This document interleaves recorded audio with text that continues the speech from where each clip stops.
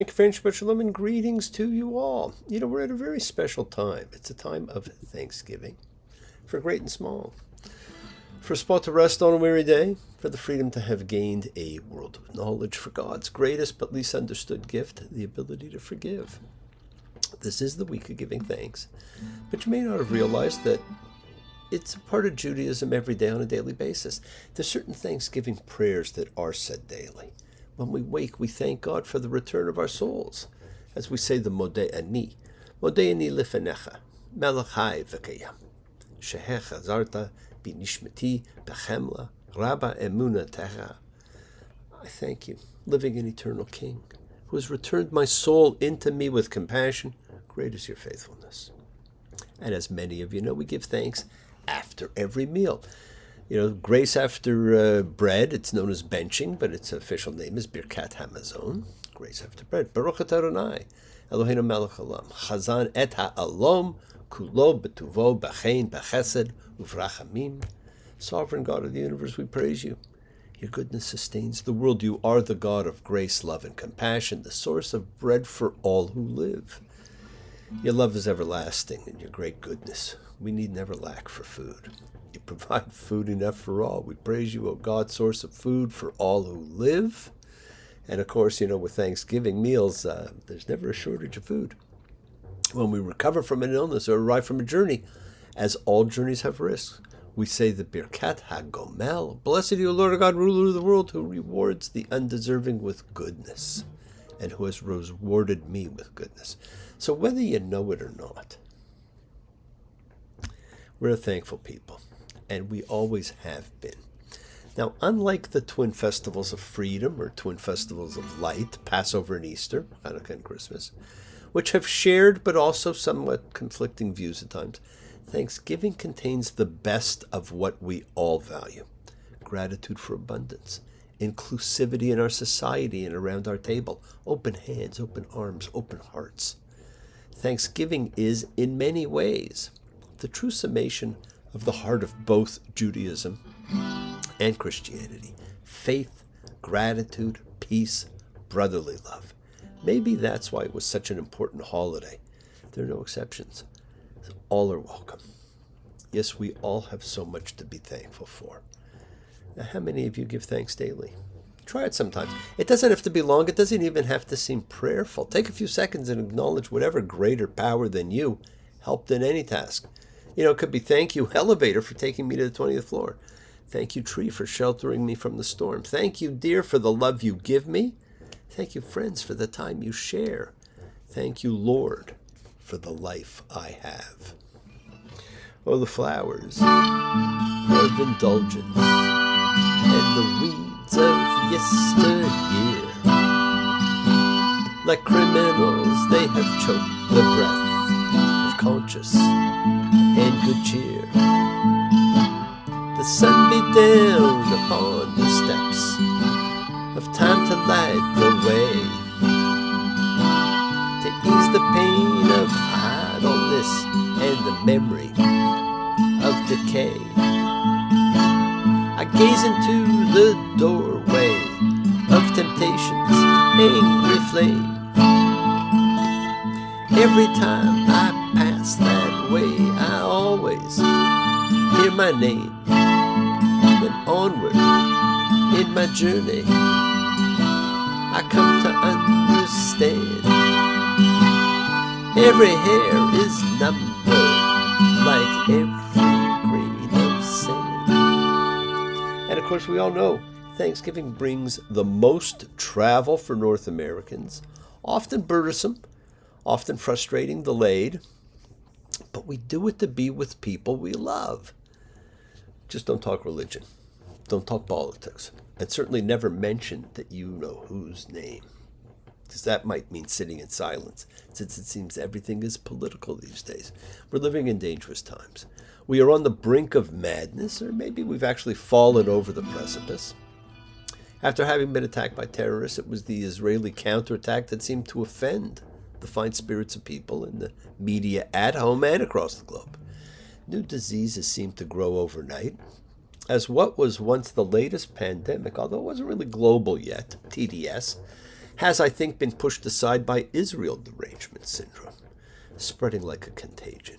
It's not new, because with the transposition of Jews in Israel to be one and the same, age-old hate of a race driven out of every home they've ever had is whitewashed as political commentary, fighting injustice, as murderous monsters are blended with a group of people who have also been victims of terror.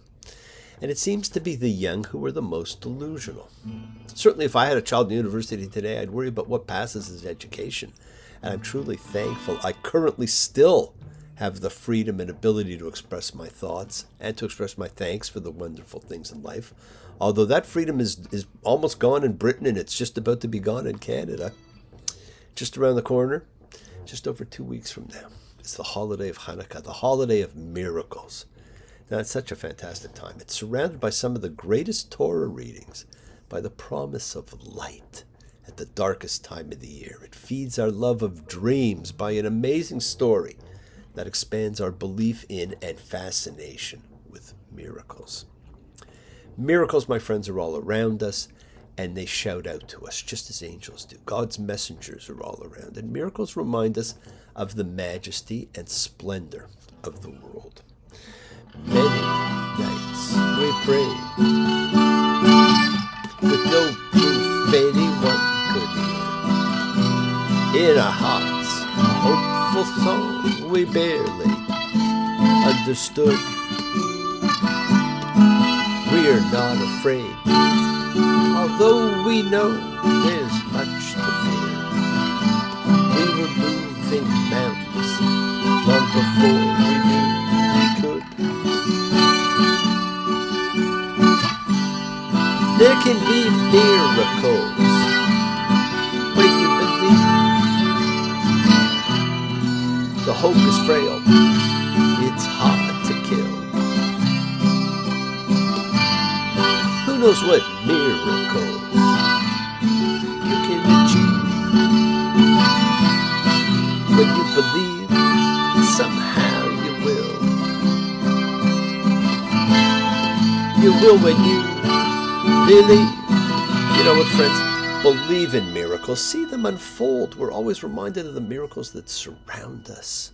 In films like Miracle on 34th Street, that everybody knows starred the real Santa Claus, or events like the Miracle on Ice in the 1980 Winter Olympics at Lake Placid, although many of you probably weren't even born by then.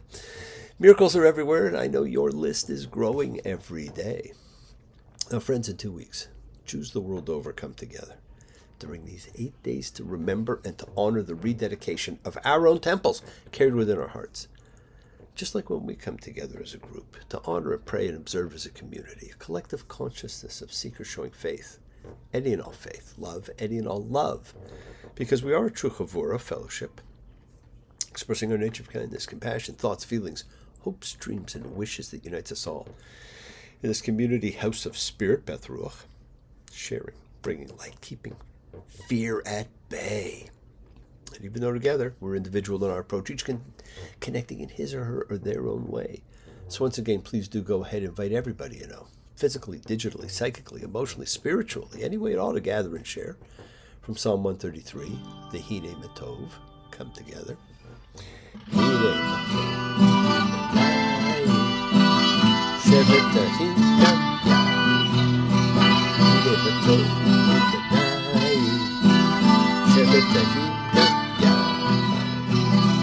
how good and how pleasant it is for brothers and sisters together. Community.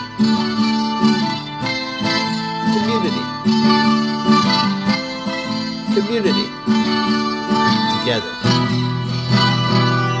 We support each other in this community. So let's all spread love, goodwill, and fellowship to the world. Remember, friends, this is you setting aside a little bit of sacred time in your own sacred space to honor, converse with whoever, whatever you happen to believe in, because we actually all do believe in something. It's a part of your kavanah, your intention that you put out to the universe. It's your goodwill. Goodwill and intention are the roots of which you control, of which you can correct. It is your intention that sets in motion everything that occurs in your lives. It's goodwill, energy, light that we send to help heal whoever you know that needs it. Healing and renewal is for everybody. Just floats through space, finding those in need. So send it out for those you know, for the souls and spirits of everybody you love. So think of whoever that needs healing and renewal and love, or just plain goodwill. Focus on them.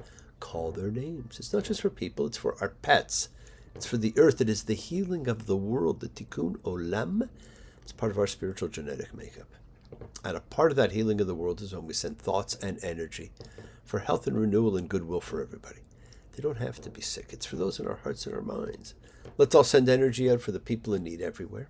Special thoughts and prayers for those in need of assistance, because we pray for those who need prayer. We don't have to know them. We want health, recovery, good life for everybody around us, and for those close to us. For Charles, for Corey and Alan, for Leo and Roberta, for Virgo and Victoria, for Gabe, for the MW, for Snoopy and the Builder, for Ruth, for the Elf, for Chris and PJ, for FGM, struggling, in need of renewal, for Shelley and Jeffy, turkey-loving Winston, and poor Ainura, hasn't been well, for Alana, who I hope to see, for John and Fern, Marie and John, Dory and Gloria, Connie and Ronnie, Tally and Mayim, Nina and Danny, for Dale and Stephen, for Ness and Cheryl, for all those suffering and in need. Let's not forget to include all the familiars of our lives, all of our sacred animal friends, everywhere, for everyone you know, for the whole world, for my little bee. We pray for those who need prayer. The world needs prayer right now. Friends, it is the kindness, the healing wishes, goodwill, and love we all send out. It just circles the world finding those in need. So thank you, each of you, for all you do, for all you care, because the world is a world of spirit, and spirit, my friends, never dies.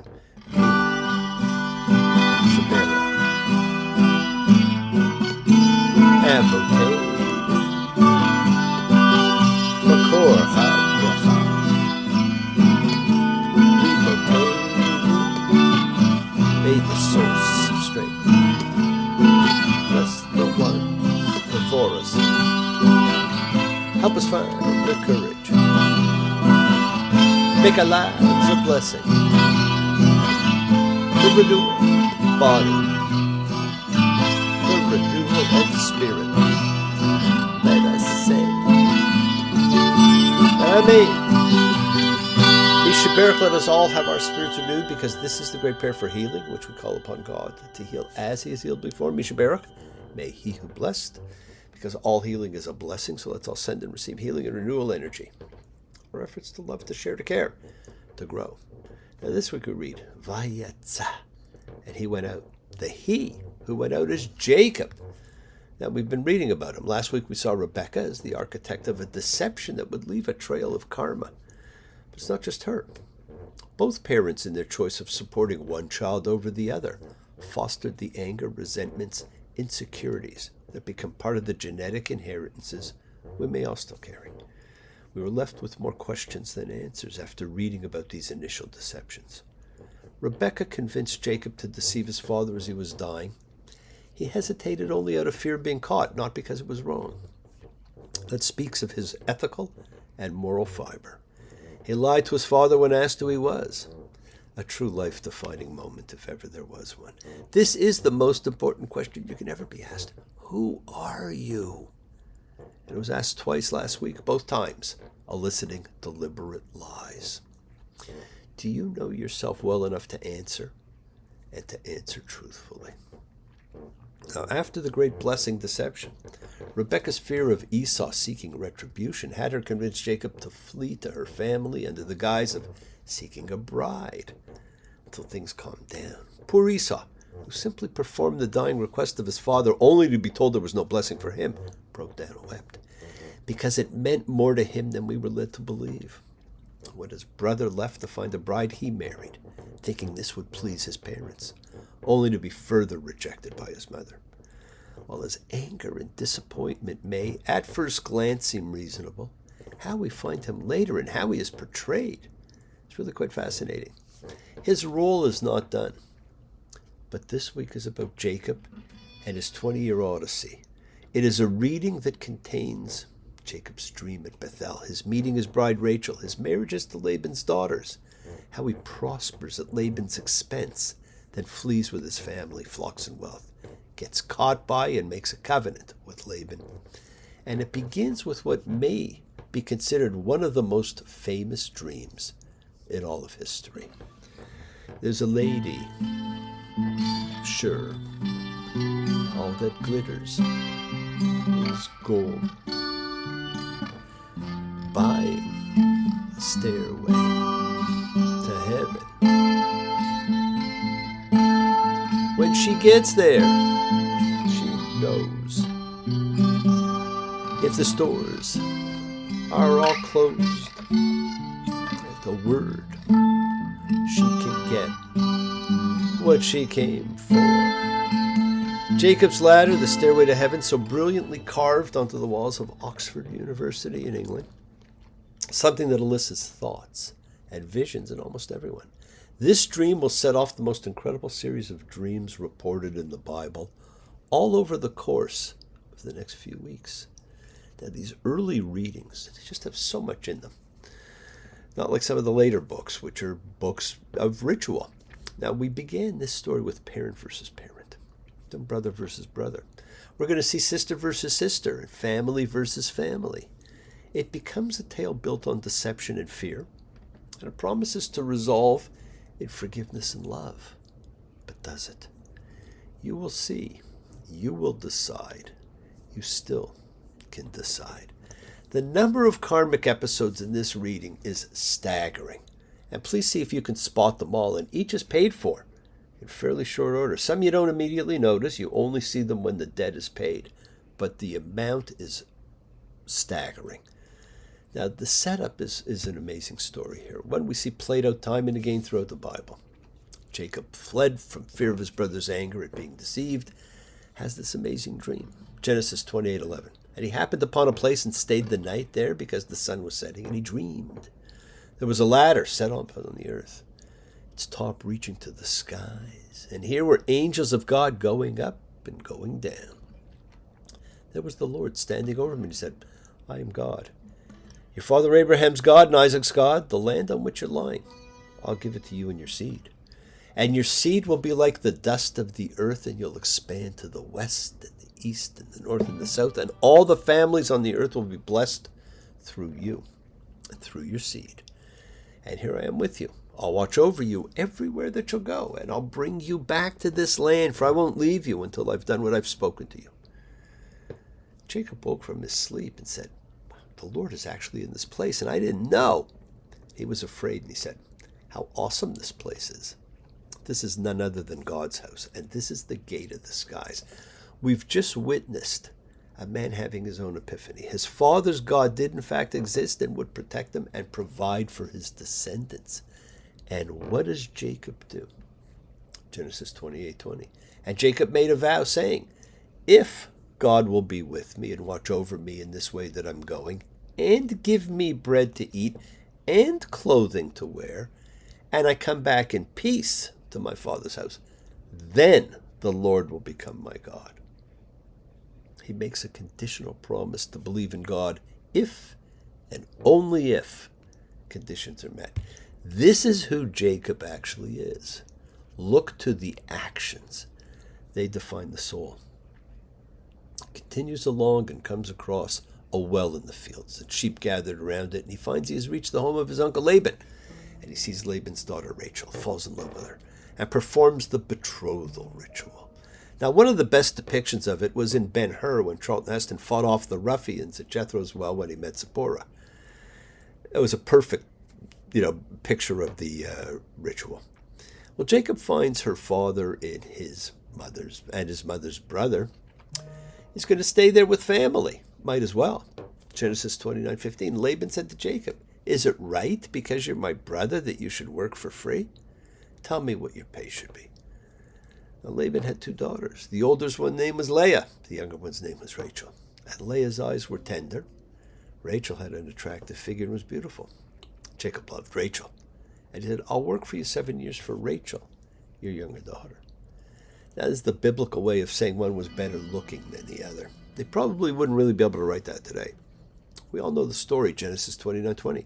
And Jacob worked 7 years for Rachel, and they were like a few days in his eyes because of his loving her. And Jacob said to Laban, give me my wife, because my days have been completed, and let me come to her. Laban gathered all the people of the place and made a feast.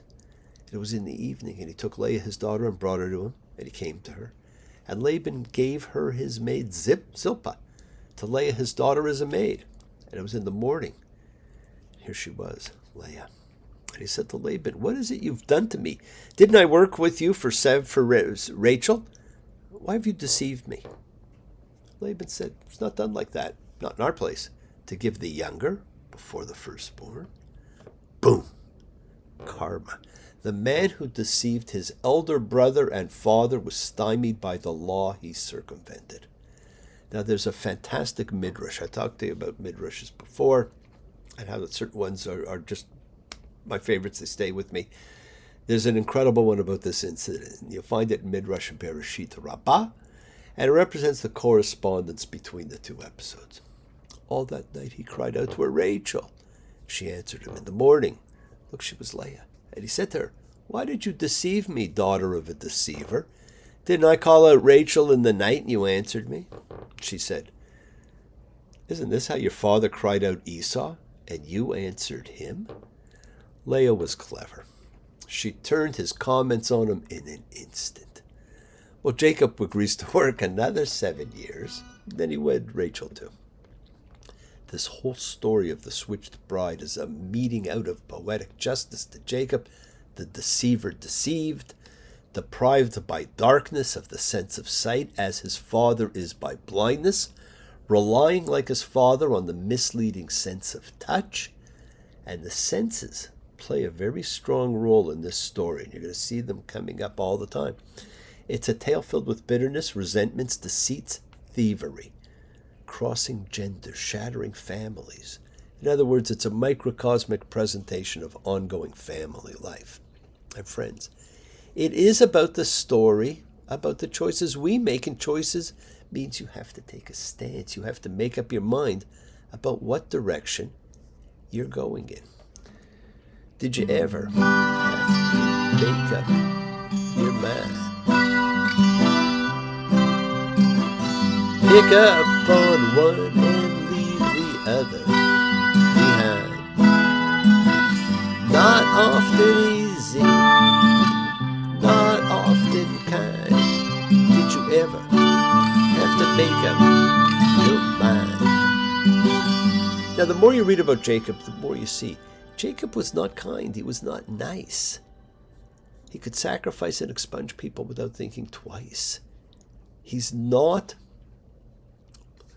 your ideal of what you think a patriarch should be. He hates Leah. He loves Rachel. But Rachel can't have children. Leah can. It gives him 2 sons right away. Genesis 29:32. And Leah became pregnant and gave birth to a son and called his name Reuben. Because she said, because the Lord looked at my suffering so that now my man will love me. She became pregnant again and gave birth to a son and said, because the Lord listened, because I was hated, and gave me this one too. And she called his name Shimon. She hoped having a child would bring her the love she deserved from her husband. But no.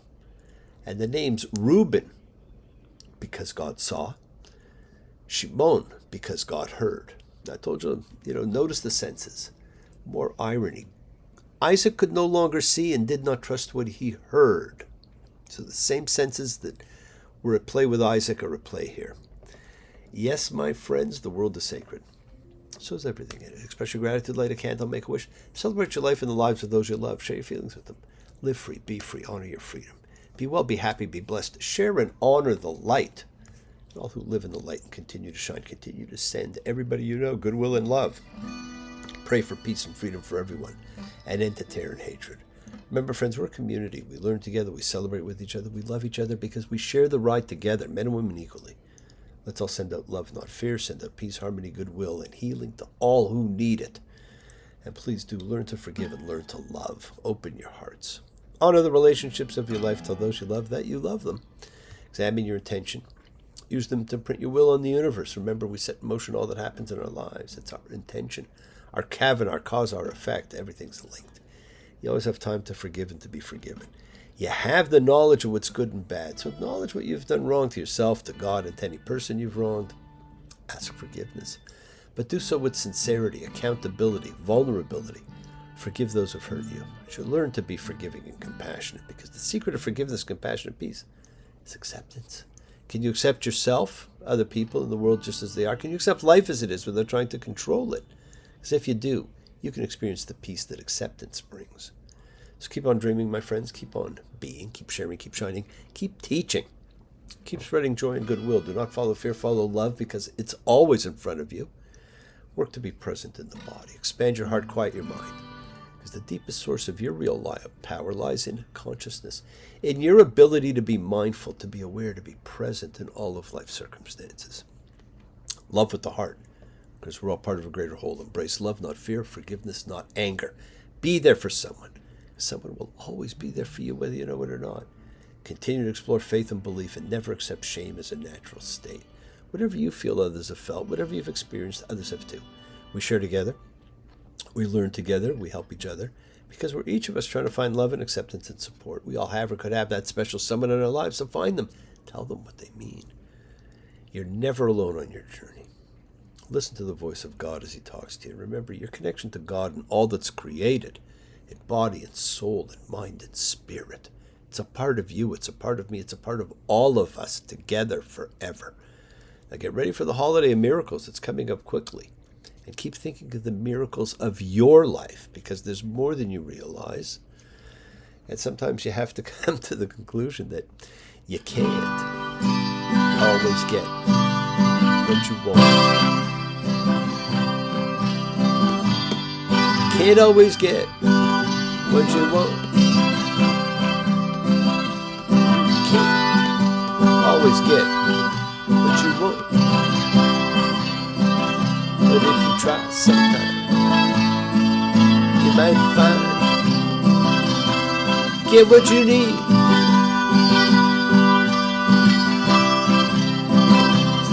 Get what you need. Yes, my friends, you can't always get what you want, but you might just get what you need. This story is a perfect example. Thank you for joining me. Celebrate freedom, celebrate miracles and love, and let the world know that you walk in faith and in trust in yourself and in God. Shabbat Shalom and blessings to you all.